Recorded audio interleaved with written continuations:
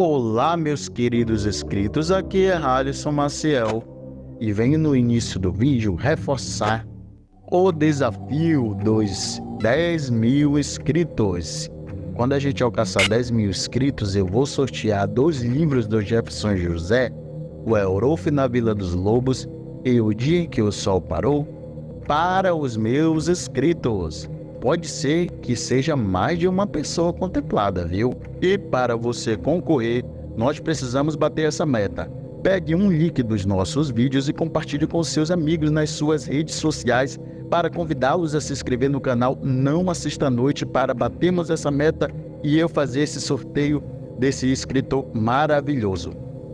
Mas para quem não tem paciência, pode adquirir a obra do Jefferson José agora.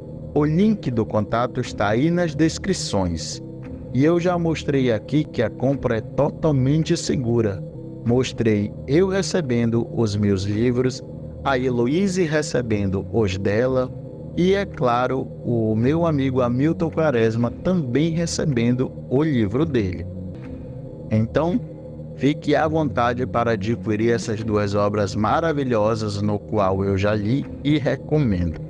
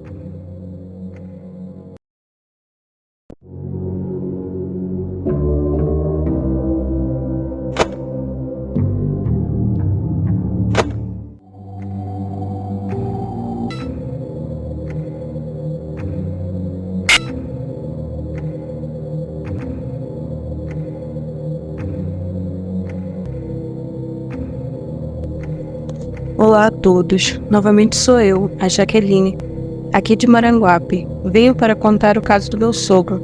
Aliás, aconteceu comigo também. Já faz muito tempo desde aquela noite, e julgando por aquilo que assisti e ouvi, acho que a coisa que vi é um lobisomem. Mas deixaria os ouvintes darem opinião sobre o que de fato era aquilo. Mas isso é de longe o mais assustador, pois eu e o meu esposo estávamos dentro de casa. Já o meu sogro ficou frente a frente com a lobisomem. Eu comecei a namorar com o meu esposo em 2004. Na época ele morava no interior e eu na cidade. A gente se conheceu na escola e estamos juntos desde então. Hoje temos nossa casa e vivemos bem aqui na cidade. Mas por um breve período de tempo fui morar com meus sogros, os pais do meu esposo, que tinha um sítio no interior de Maranguape. Meu esposo ajudava seu pai com os afazeres do sítio, e ele dirigia um caminhão que sempre ia deixar frutas em Fortaleza, mas só fazia o frete mesmo, já que ali no interior as coisas que eles plantavam eram para consumo próprio. Pois bem, o tempo passou e eu acabei engravidando do meu primeiro filho, isso no ano de 2007. Como estava grávida e quase casada com meu namorado, a gente decidiu morar numa casa que era dos pais e ficava a cerca de 30 a 40 metros da residência deles. Morar ali era muito bom, todo dia eu tomava leite quentinho de vaca, comia frutas do pé e ainda comia a deliciosa comida da minha sogra. Um sabor que nunca tinha provado. A gestação do bebê foi muito tranquila. Os 7 primeiros meses fiquei no sítio. Porém, a pedido do meu sogro, ele me mandou ir para a cidade, já que o bebê poderia nascer a qualquer momento, e a distância da cidade poderia dificultar no parto. Naquela altura, nem suspeitei de nada, mas ele já estava se prevenindo do lobisomem. Bom, voltei a morar com meus pais e passei o restante da gestação ali. Ainda fiquei mais 5 meses, para ficar boa do pós-operatório, que foi no tempo que batizei meu filho. Após esse tempo, voltei a morar com meu esposo lá no interior. E eu cheguei lá, notei de cara a placa de vende-se e não entendi o motivo daquilo, pois sempre gostaram de morar ali, não fazia sentido, mas o motivo logo eu saberia. Bom, o tempo foi passando e as coisas mudando. Meu esposo já tinha comprado um terreno para a gente fazer a casa em outro lugar, pois seus pais sairiam dali. Não faria sentido a gente continuar no meio do nada, apesar de gostar do lugar, a calma, a paz. Só que já morou em sítio e entende do que estou falando, mas tem seus prós e contras. E foi depois daquela noite que passei a temer sítios e fazendas, que podem ser uma beleza durante o dia, mas à noite a história muda completamente. Não sei que horas eram, mas estava amamentando meu filho na rede. Foi quando, do nada, ouvi um berro de algo que aparentava estar perto. Me arrepiei toda quando ouvi aquilo.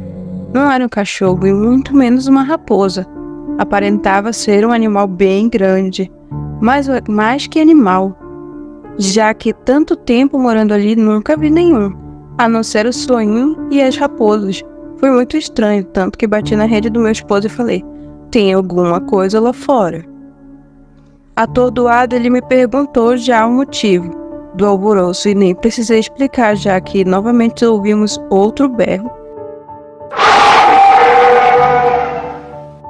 Assim como escutei da primeira vez, quando meu esposo ouviu aquilo, ele arregalou os olhos e percebeu que o grito vinha da casa dos seus pais. Logo ele se levantou e abriu a porta para corear, mas rapidamente fechou a porta e começou a ficar branco que nem papel. Eu perguntei o que ele viu e já iria olhar também, mas foi quando ele disse: não olha, tu vai ficar com medo. Frouxo do jeito que ele era, eu imaginei ser qualquer animal. Mas quando abro a porta e olho na casa do meu sogro, eu vejo algo grande e preto correndo muito rápido ao redor da casa. Quando eu vi aquela arrumação, perguntei do meu esposo que diacho era aquilo. E em poucas palavras ele disse: um lobisomem. Então fechei a porta e começamos a rezar. Mas o bicho passou quase a noite inteira daquele jeito, correndo e berrando, só parando de fazer aquilo perto do amanhecer. De manhã, fomos lá no meu sogro falar do que vimos, e num tom de brincadeira ele disse: é o Zé. Tem medo não, povo, pois é a mim que ele quer. Lógico que eu quis saber da história do Zé. Então meu sogro desfez a cara sorridente e ficou sério. E então começou a falar. O Zé foi um ajudante meu, homem trabalhador, mas sumia na segunda e na quarta. Porém, trabalhava todo domingo debaixo do sol quente. Quando eu perguntava para o Zé o que tinha de tão importante nos 2 dias, ele sempre desmentia. Dizia que tinha afazeres pessoais e que não podia trabalhar. Eu também não reclamava, já que pagava na diária. Pois como levo frutas para Fortaleza, todo dia tem alguém para ajudar. Mas o Zé era trabalhador. E diferente desse que você dá R$20 e some e não quer trabalhar. Eu pensava que ele tinha mulher e casa, mas o Zé morava na rua. Um dia, já tarde da noite, andando pelo centro de Maranguape, vi ele dormindo na frente de uma bodega. Eu parei a moto e fiquei conversando com ele um pedaço, ouvi a história dele e quis ajudar. Essa casa ali onde vocês moram? Era do Zé.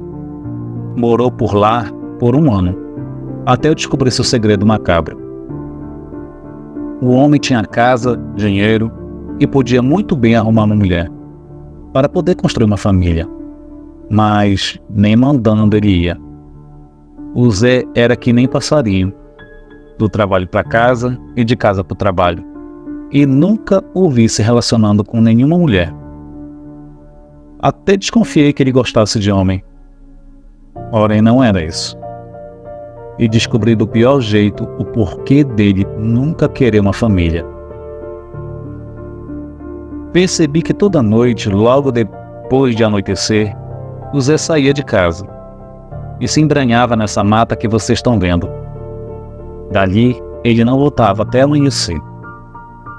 Eu pensava que era para caçar ou fazer outra coisa, mas nunca o via com espingarda nem nada. Alguma coisa ele ia fazer, só não sabia o que era. Até que um dia decidi esperar para ver o que o Zé fazia. Então, pouco depois das 6, assim como fazia todo santo dia, vi ele saindo de casa apressado com uma vela na mão. E logo se embrenhar na mata bem rápido, de pronto comecei a segui-lo, de longe. E logo o vi parar perto de uma árvore. Lá ele tirou um papel do bolso e começou a rezar uma oração em línguas estranhas. Não era que nem o Pai Nosso, nem a Ave Maria. Parecia que as palavras estavam embaralhadas. Assim que rezou a oração estranha, o Zé começou a tirar a blusa, e nela deu 7 nós. Logo depois, tirou a calça, e fez a mesma coisa. E começou a bolar no chão, se sujando de lama. Vendo essa arrumação, eu saí da mata e gritei: "Que serviço é esse, homem? Tu tá ficando doido?" Mas essa foi a pior coisa que pude fazer, pois quando ele se virou, percebi que seus olhos estavam revirados e brancos que nem papel. Assustado, já fui falando: "Tá doido, homem? Deixa de brincadeira, Zé." Mas nem falei nada depois disso, pois ele começou a roncar que nem porco e a bolar pelo chão, ainda mais rápido. Parecia que alguma coisa invisível puxava e jogava ele no chão. Só aí que percebi que o Zé já estava virando bicho. Corri para casa, me armei com a espingarda, pouco depois, assim como ontem. Vi ele correndo ao redor da casa, um demônio aqui na terra. O bicho não ataca, apenas corre e berra daquela forma. Desde então nunca mais vi o Zé. Já o lobisomem, quase todo ano vem me atormentar. Por isso quero ir embora daqui. Enquanto eu viver, não terei sossego, pois o lobisomem quer me pegar. Nem falei nada após ouvir sua história, já que escutei e vi aquela criatura também. Era real. Aquele homem virava bicho de verdade. Bom, foi assustador viver ali após escutar a história do meu sogro. Ainda mais por saber que ele me mandou para a cidade com medo de um possível ataque. Mas assim que os anos foram passando, assustadores, é claro, mas moramos no sítio até 2012, que foi quando fizemos nosso casinho e fomos morar em Maranguape. Os meus sogros só saíram de lá em 2015, não por terem vendido a terra, mas porque meu sogro faleceu. Só após alguns anos que o lugar foi vendido, e hoje nem sei quem mora por lá, mas tenho certeza que já viu e ouviu muita coisa estranha.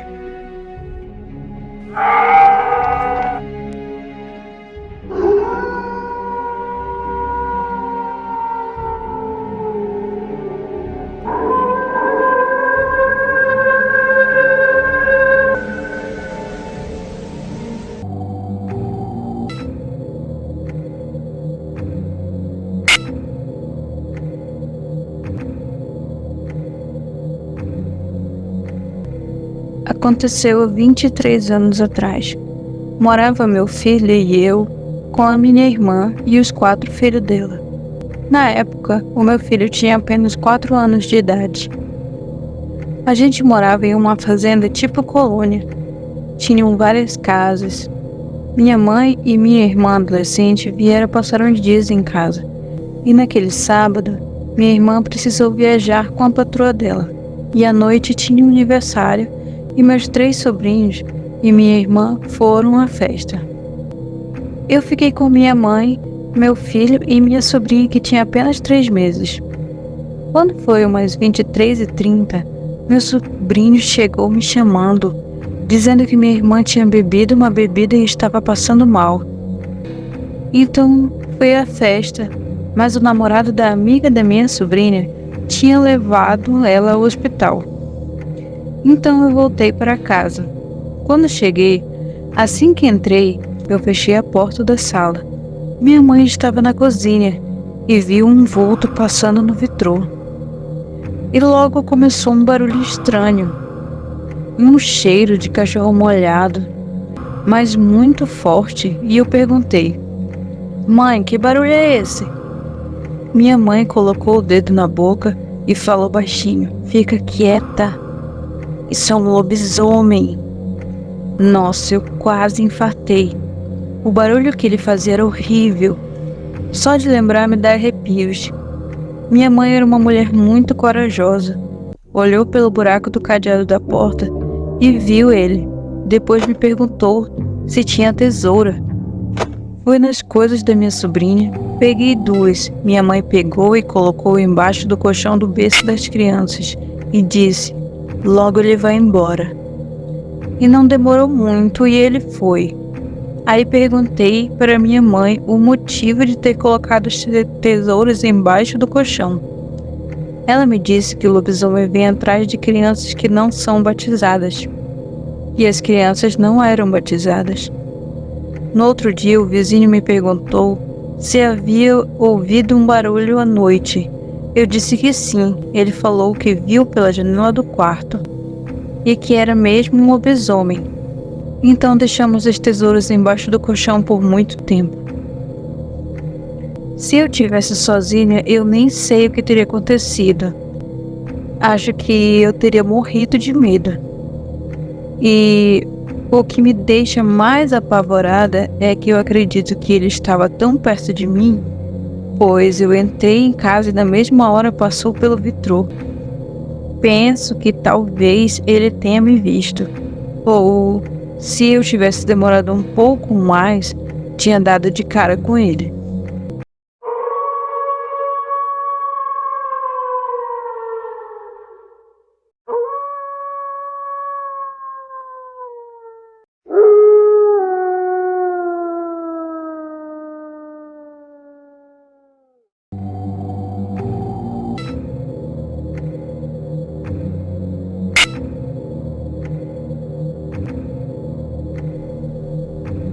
Boa noite. Hoje vou contar o acontecido comigo e meu esposo nessa quinta-feira passada.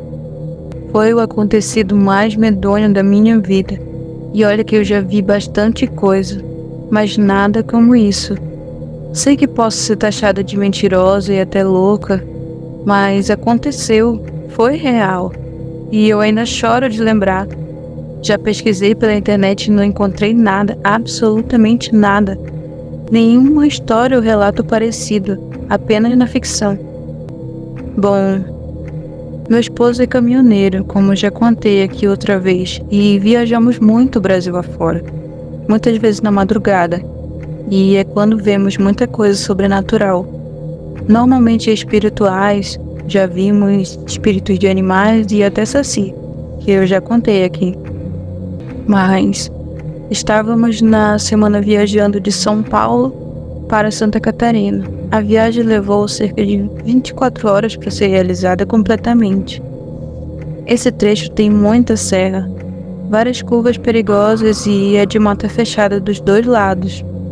Por se tratar de um trecho perigoso, a noite não tem muito movimento.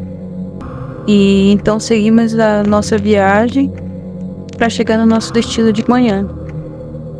Era por volta das 20 horas da noite, não era tão tarde, estávamos a uns 40 minutos da cidade de Concórdia, Santa Catarina. A serra deserta, apenas nós, e completamente escura, quando eu avistei algo de longe no acostamento. Algo branco, parecia um saco de lixo grande. Conforme fomos nos aproximando, a cor do farol refletiu, era muito branco. Não estávamos correndo na pista porque é muito perigosa, tem muitas curvas fechadas, e estava do meu lado direito da pista. Quando se aproximou, eu vi que não era um saco, era um homem. Estava agachado e nu. Era tão branco que refletia o farol, e não tinha sequer um pelo no corpo e aparentemente estava comendo ou revirando alguma coisa. Quando passamos do lado, eu assustei e disse: Meu Deus! O que é isso? Senhor, me livre, guarde, me cubra com teu sangue. A coisa boa encarou, parecia brava pelo farol. Correu atrás de nós com passos largos. Não pude ver e não quis. Estava muito escuro, mas ouvi e vimos um cachorro de porte grande. como se estivesse correndo e rosnando atrás da gente. Meu marido acelerou mais e fomos embora. Não dissemos nenhuma palavra sequer até chegar no nosso destino. E nada a respeito do ocorrido. Eu sou muito medrosa e pensei comigo que devia ser fruto da minha imaginação. Então não falei nada naquela noite. Pela manhã fomos tomar café e nos trocar para realizar a entrega e então resolvi falar. Nossa, amor, ontem eu acho que eu vi alguma coisa estranha na pista, não sei se foi minha imaginação. Ele respondeu, eu também vi. Uma coisa branca, parecia um Gollum, o Sméagol do Senhor dos Anéis. Mas achei que era a canseira da viagem. Ficamos tremendo de medo, eu chorei. Nunca vi aquilo, além de filme de ficção. Mas fizemos o nosso serviço e fomos para outra cidade próxima. E íamos passar pelo mesmo caminho novamente. Resolvemos procurar o lugar onde estava aquela coisa. E lá estava um lobo de porte grande, todo estripado. Eu ainda estou assustada e com medo de ficar sozinha. Ouço os passos daquela coisa e não faço ideia do que era aquilo. Já pensei em vampiro, em alienígena. Não encontro respostas. Só sei que não era espiritual, era real. E estava faminto.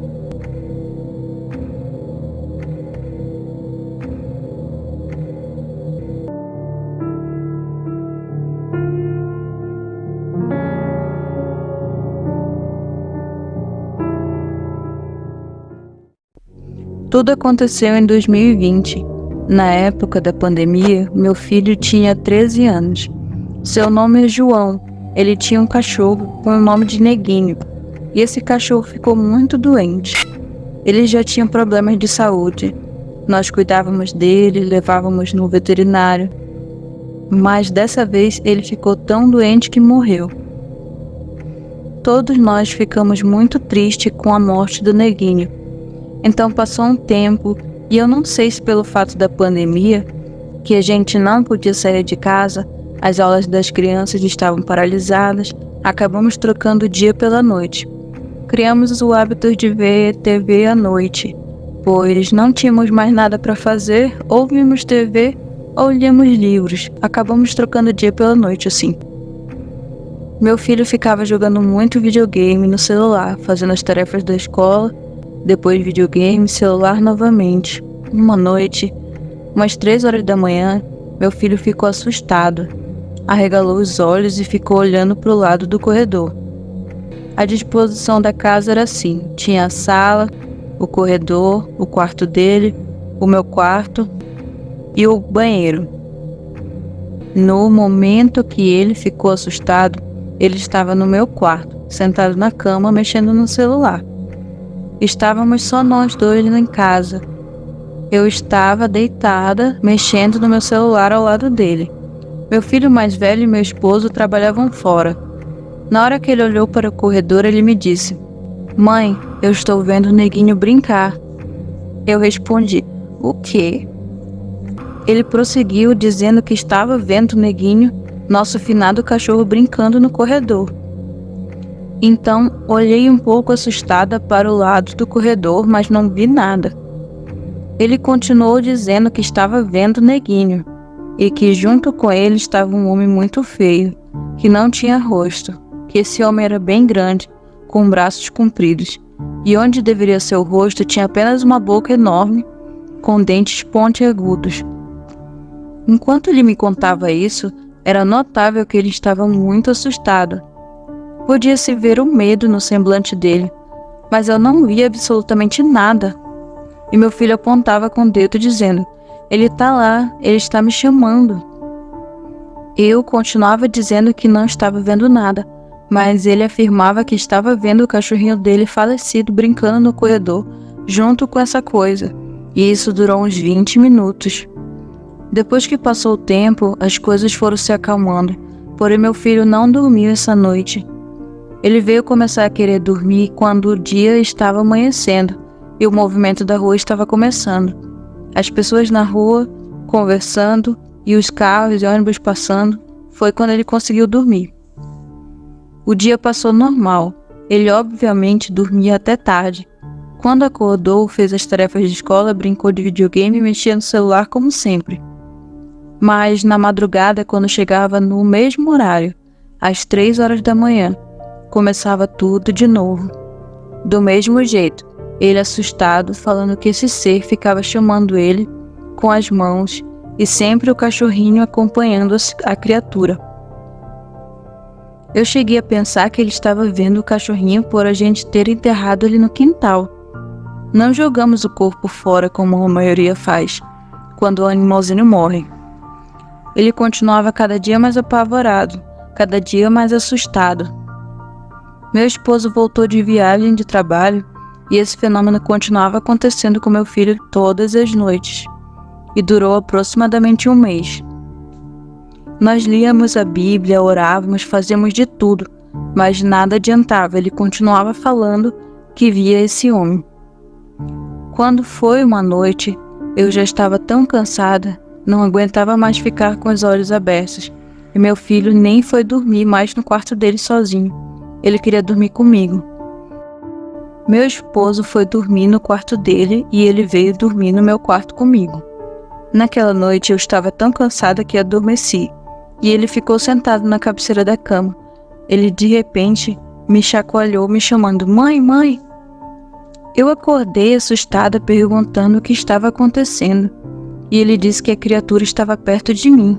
E eu perguntei quem estava perto de mim, e ele respondeu: "O homem sem rosto.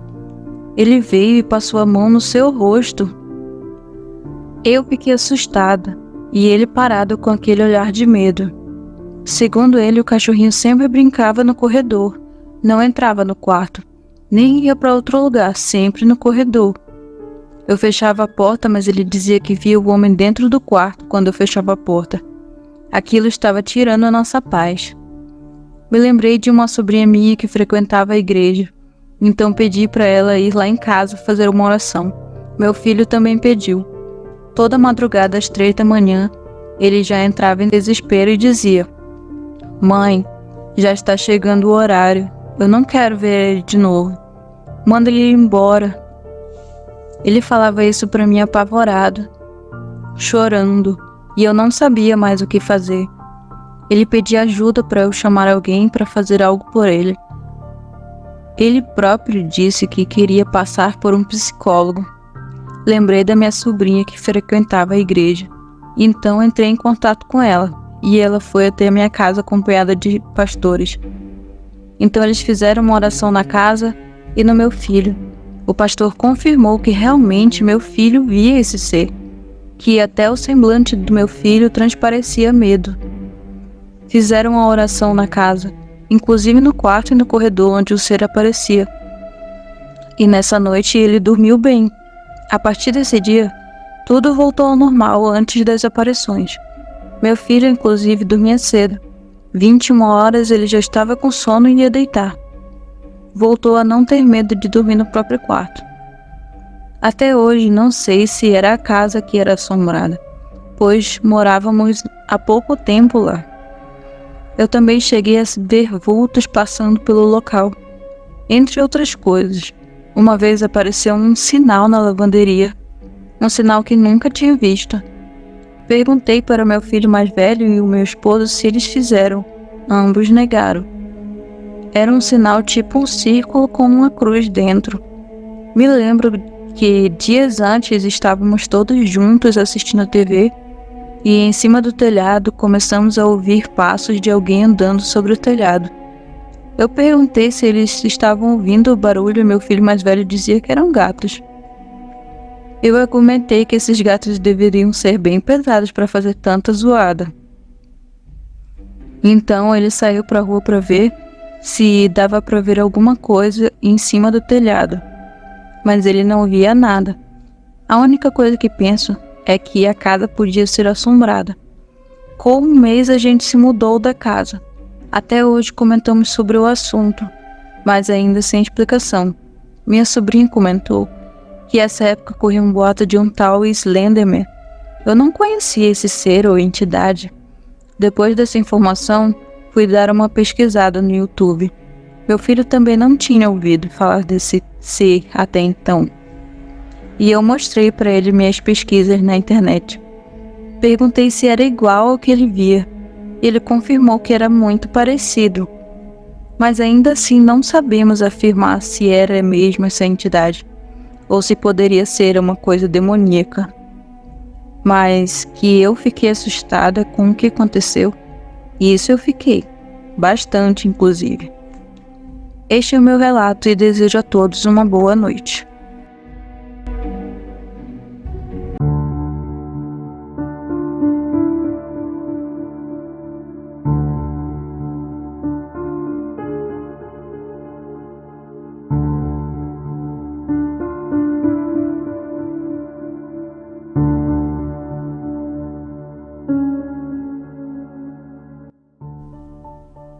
Eu morava em Belém, capital do Pará. Meus pais resolveram viajar para uma cidade do interior conhecida como Tapajós. Viajamos quando estávamos há uns 8 meses lá. Um certo dia, minha mãe viajou para Santarém, me deixando com meu irmão mais velho, filho do primeiro casamento dela. Onde nós morávamos era distante de tudo. Era aproximadamente 12 horas de distância. Eu estava lá em cima observando a praia, que já estava aparecendo, pois o inverno estava indo embora. Resolvi pedir para o meu irmão para a gente descer. Ele disse que nessa hora não era bom ficar na praia. Mesmo assim descemos. Começamos a correr na praia e brincar na água.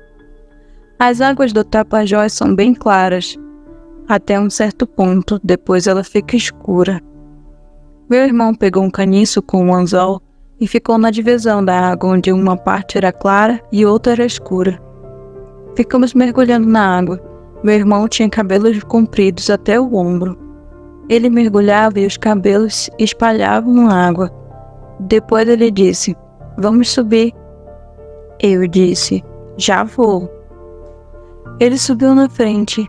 Eu fiquei sentada na praia. Quando eu olhei, vi um peixe pulando, pois o anzol o pegou. Era um peixe grande. Na minha vista, era um tucunaré. Eu ia chamar meu irmão, mas resolvi ir buscar. Quando eu fui me aproximando, o peixe sumiu e se transformou no meu irmão. Era idêntico, só que dentro da água. Eu paralisei, fiquei sem reação. Quando eu vi aquela mão pegando meu pé, veio uma onda e bateu no meu rosto. Foi como se eu acordasse. Saí pulando dentro da água e gritando.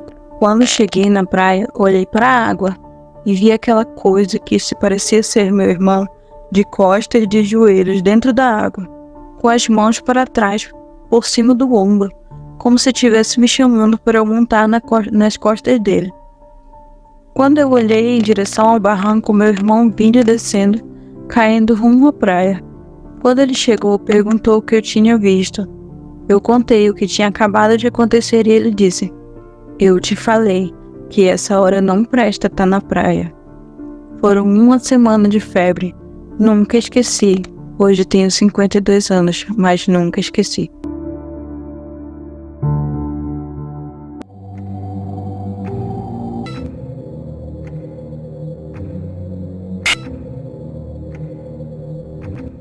Isso aconteceu comigo quando eu era criança, uns 7, 8 anos. Meu irmão tinha 11. Meu irmão, Caio, e o amigo dele, Pedro, estavam brincando no jardim.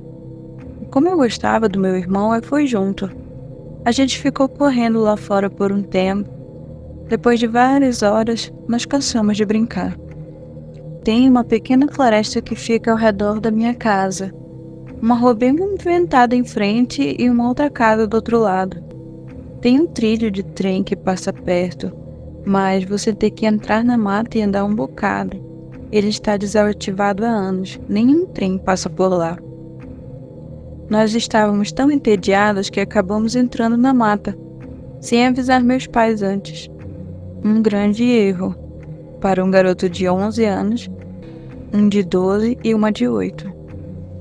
Nós estávamos andando pela floresta e nunca tínhamos ido tão longe. Eu queria voltar para casa. Eu tinha 8 anos, eu era uma chorona. mas os garotos queriam ficar e eu não conseguiria voltar sozinha, então não tive escolha. Foi quando nós vimos os trilhos do trem. O Caio e o Pedro saíram correndo e eu fiquei ali parada e comecei a chorar. O Pedro, que era bonzinho, voltou e falou que estava tudo bem e não precisava chorar, que nós já estávamos voltando. Nós começamos a andar de novo e fomos em frente, saindo dos trilhos e entrando no mato. Depois de um bom tempo andando, vimos mais para frente a mata se abrindo e eu fiquei relaxada e contente, achando que era minha casa que já estava ali perto. Mas quando chegamos perto era o trilho de novo. A gente achou estranho, porque a gente tinha saído dele. Mas como fizemos algumas curvas, simplesmente achamos que tínhamos feito um círculo. Então demos meia volta e começamos a andar de novo. Depois de mais um tempo andando, chegamos a um barranco que não tínhamos visto antes. O meu irmão Caio falou que sabia onde estávamos, que já tinha ido lá, subiu o barranco e continuou em frente. Mas alguns minutos depois, acabamos voltando para outro ponto dos trilhos. O meu irmão olhou para um lado, olhou para o outro e andou um pouco mais para frente. Eu fiquei parada lá no meio do trilho, olhando de um lado para o outro e pensando se algum trem passaria por ali. O Caio voltou e falou, bem na minha frente: a gente está perdido. Eu comecei a chorar de novo, mas o Caio simplesmente agarrou a minha mão e me arrastou para continuarmos andando, como se estivesse tudo bem. Ficamos andando por volta de mais ou menos 1 hora seguindo o trilho. Foi aí que eu comecei a ouvir uma música tocando. Era maravilhosa e parecia ser uma flauta. Ela tocava e parava. Depois de um tempo, tocava de novo. Quando eu ouvi de novo, estava vindo da minha direita, ainda mais à frente. Eu comecei a seguir a música e o Pedro e o Caio, não querendo que eu me perdesse, vieram atrás de mim. A gente ainda estava nos trilhos e eu ouvi alguém andando em volta da gente e eu só queria voltar para casa. Depois de algum tempo, a música estava vindo de dentro da mata e, para continuar seguindo ela, eu tinha que sair dos trilhos. O Caio tentou me segurar, falando que a gente ia se perder mais ainda se continuássemos seguindo essa música, e que era perigoso, porque a gente nem sabia quem estava tocando. A música tinha parado de tocar e nós ficamos parados olhando para dentro da mata, para o lugar de onde tínhamos ouvido ela pela última vez. Eu ouvi o som de alguém andando atrás da gente na mata e a música tocou de novo na nossa frente, como se estivesse avisando que tinha algo atrás da gente. Eu não pensei 2 vezes e corri na direção da música. Ficamos andando por meia hora dentro da mata ouvindo aquela flauta tocar. Não uma música contínua, mas algumas melodias. Ela tocava e parava, às vezes fazendo a gente mudar de direção. Ela não parecia estar muito longe, mas não conseguíamos ver de onde estava vindo o som. Não víamos ninguém mais no meio da mata, não ouvíamos os passos de ninguém, o que é bem difícil de não se ouvir, se tivesse mais alguém lá no meio do mato com a gente. Após um tempo andando, eu vi uma construção e uma estrada.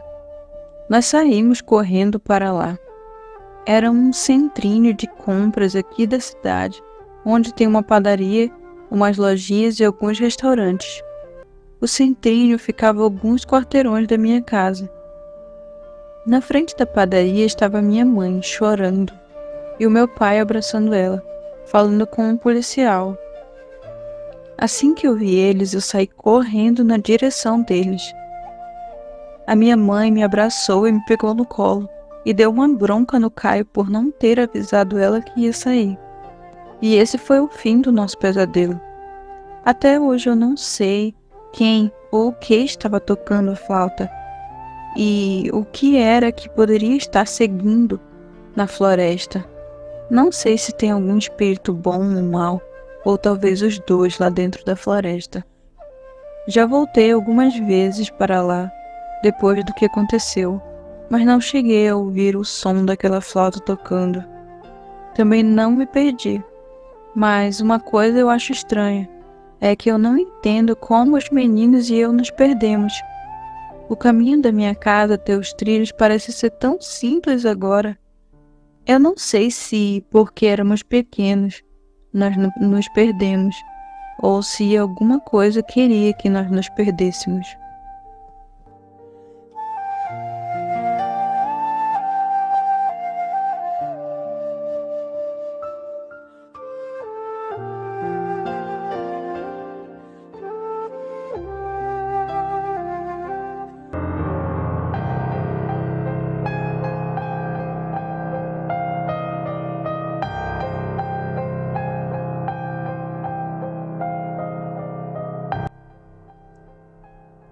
Em meados de 1950, uma das minhas tias morou em uma fazenda de café, no interior do Paraná. Certa vez, uma das minhas primas, que era criança na época, ficou meio amuada, doentinha. Como a cidade era um pouco distante, disseram que, para minha tia, levá-la em uma senhora chamada Marita, que era uma excelente bezendeira. E assim ela fez. Quando minha prima recebeu o benzimento, Dona Marita disse que era mal olhado e que minha tia fizesse um chá de ervas para a menina e retornasse na outra semana. A melhora foi quase instantânea. A menina já saiu da casa da benzedeira bem mais animada e assim minha tia tornou-se amiga da boa velhinha. Com essa amizade, a benzedeira passou a confiar muito em minha tia, contando sua história desde quando mudou-se para a antiga casa de fazenda. E entre esses causos, confidenciou diversos episódios sobrenaturais que aconteciam lá. Ali era uma fazenda muito antiga, e no passado, muitos escravos morreram lá, vítimas da crueldade do fazendeiro. Por conta disso, o ambiente era meio pesado, e coisas muito macabras aconteciam lá. Entre esses episódios, disse que sempre que a lua cheia brilhava no céu, uma criatura surgia. Os cães ficavam loucos latindo e uivando, e saíam em perseguição desse ser a noite inteira. Durante a fase da lua cheia, ninguém conseguia dormir em paz, pois ouviam grunhidos desse misterioso animal rolando nas fezes do chiqueiro, dos porcos e no galinheiro também.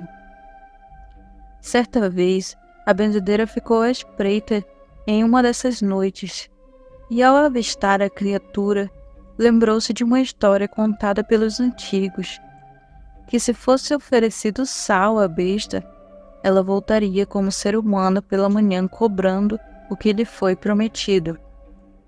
E assim ela fez.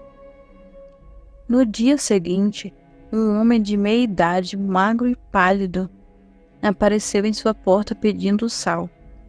Era um sujeito que morava na fazenda vizinha e também trabalhava em uma lavoura de café. Ela gelou, quase desmaiou, mas cumpriu o trato.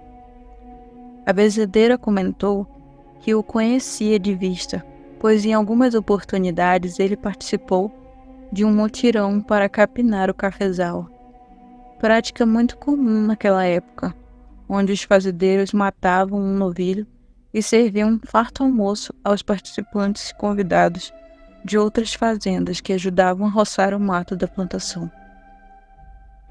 Depois disso, o tal homem nunca mais foi visto. Disseram que ele arrumou as malas e se mudou para o Mato Grosso do Sul, na outra margem do Rio Paraná.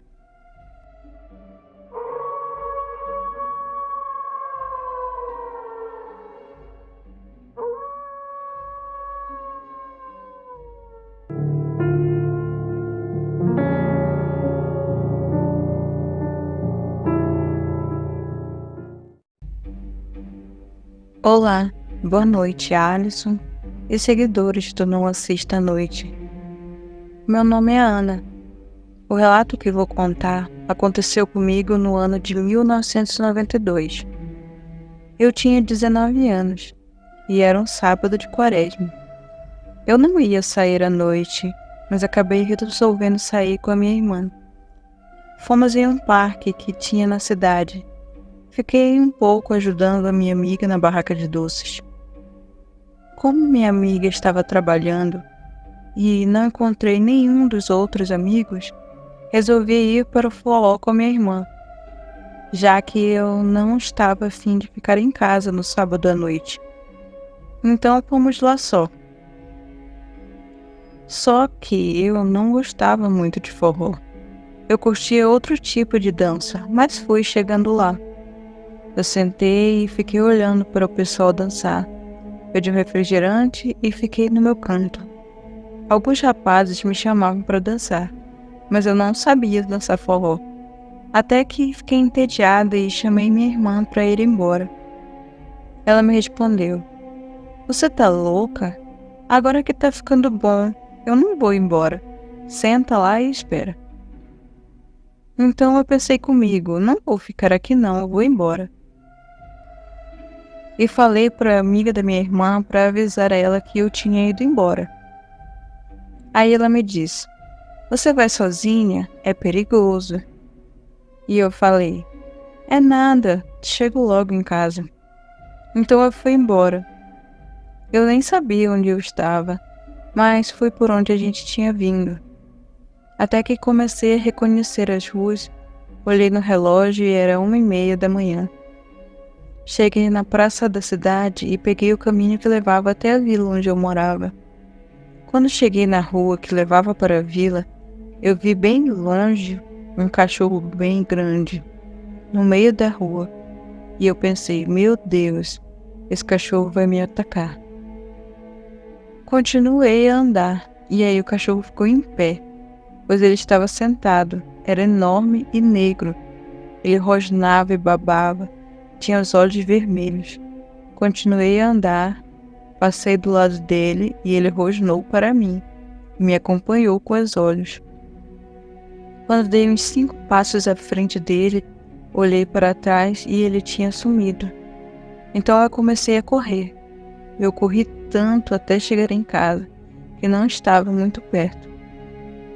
Cheguei e comecei a bater na porta desesperada.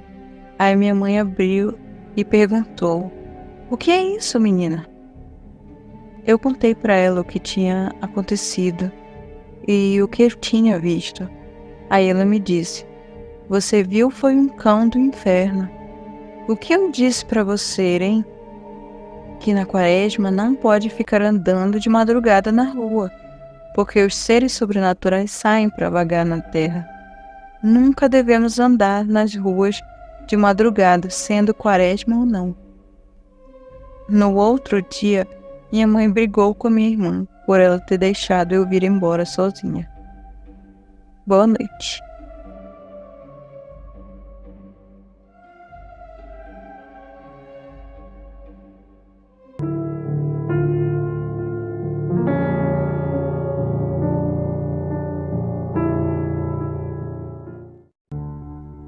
Olá, me chamo Alzenira, mas pode me chamar de Nira. Eu sou irmã da mulher que conta a história O Boto Quase Me Levou, mãe de Alisson Maciel, criador e narrador do canal Não Assista à Noite. Mulher esta que partiu para a glória do Senhor no dia 24 de setembro de 2023.